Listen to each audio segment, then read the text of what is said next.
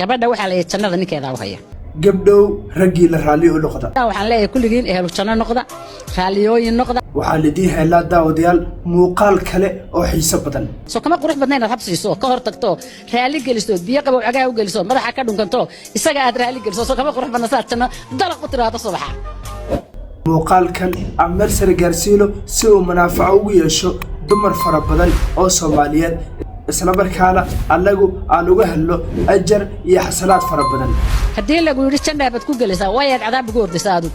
hooyada Soomaaliyeed waxay ka hadlaysaa mowduuc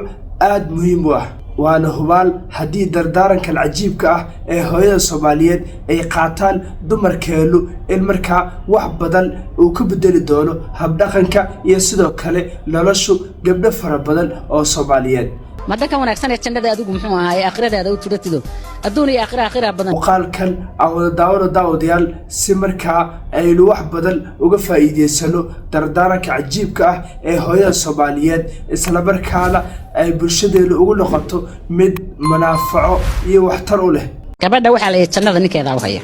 sababta ugu haya waxa weeye intiraam inay dhageysato inay maqasho inay maxaan ka tala qaadato inay u raariciso dhigaheeda inay isaga raali geliso hadii lagu yiri janna bad ku gelisaa way cadaab ugu hordisaadu oo lagu sheegay haddii ninkaaga khilaafto cadaab baad ku dhacaysa madanka wanaagsan ee jannada adigu muxuu ahaay aakhiradaada u turatido adduuniya aakhira badan wanaaga aadaad marka gabdhaha waxaan leeyahay kulligiin ehlu janno noqda raaliyooyin noqda haddaad raaliyo noqoto wax badan baa kugu qabsoomaya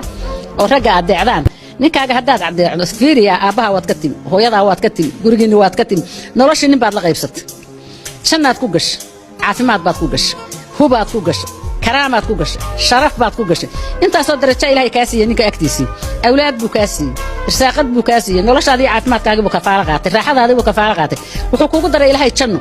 way sababaad muxuu ahaayay u sameynaysaa inaad markaa intaad dardhaafto isku taagto isagoo kullo shaqo ka yimid su'aal qabri keento xagaad ka timi xagaad socotay maxaad sameynaysaa yeeli maayo iyo ina su'aalaha bilowdo soo kama qurux badnayn aad habsiiso ka hor tagto raali geliso biyo qabow cagaa u geliso madaxa ka dhunkanto isaga aad raali geliso soo kama qurux badna saad janno dalaq u tiraado subaxa